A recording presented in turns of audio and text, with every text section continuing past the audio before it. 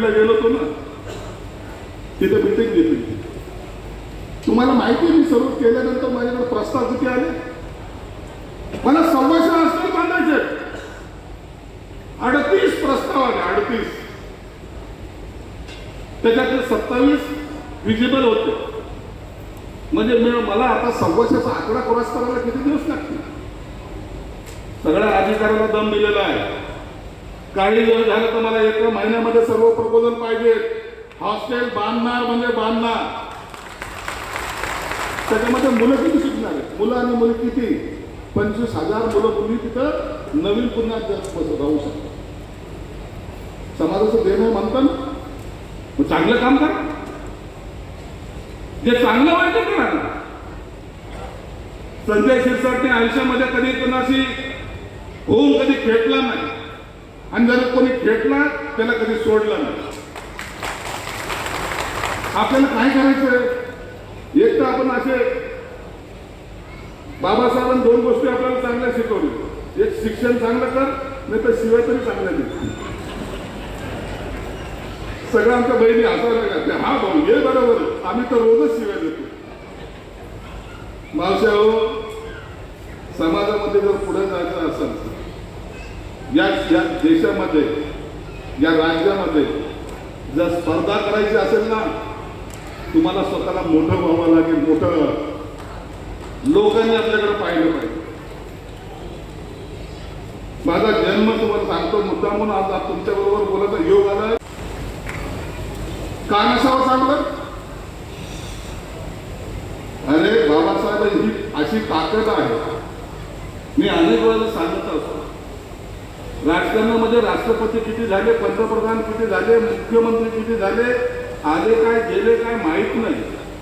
सगळ्याच्या खुर्च्या हल्ल्या, परंतु हा देशातला नाही जगातला इतका नेता ज्याची खुर्ची सरकारची सुद्धा कोणाची ताकद नाही, ती खुर्ची म्हणजे बाबासाहेब आंबेडकरांची खुर्ची. आमच्यासारख्या राजकारणामध्ये जर बाबासाहेबांचं नाव घेतलं नाही तर आमची पंचायत होत असते. निवडणुकीच्या काळामध्ये तुम्ही पाहत असाल, नाव घ्यावंच लागतं. नाव नाही घेतलं तर काय होतं? मग बाबूराव पोट वगैरे काहीतरी करतो लफडे. राजकारणच काढले. परंतु एक लक्षात ठेवलं मी, काम करायचं इमानदारीने करायचं, झुकायचं नाही. अरे बाबासाहेबांचे लेकरं आहोत, असे झुकणारे म्हटले आहोत का? माझी लायकी पण मला पाहिजे. कधी कोणाकडे भीक म्हणून मी मागणार नाही. ही भूमिका माझी नेहमी राहिलेली. मंत्री झालो त्या दिवशी मला स्वतःला भरोसा नव्हता मी मंत्री झालो म्हणून. रात्रभर तर झोपच मिळाली मावशी मला. स्वतःला चिंता घ्यायचो मंत्री झालं का?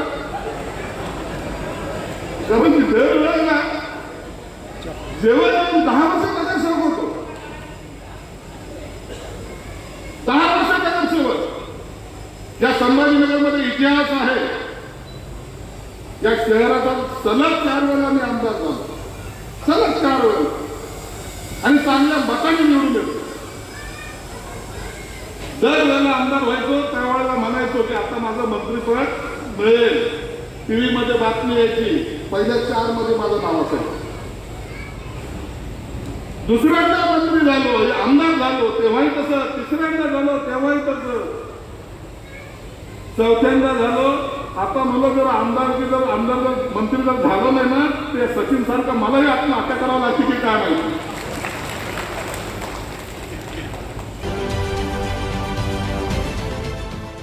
देश विदेशातील प्रत्येक घडामोडींचे लाईव्ह अपडेट मिळवण्यासाठी आता साम टीव्हीच्या सर्व सोशल मीडिया प्लॅटफॉर्मला लाईक, फॉलो आणि सबस्क्राईब करा. तसंच सर्व नोटिफिकेशनसाठी बेल आयकॉन प्रेस करायला विसरू नका.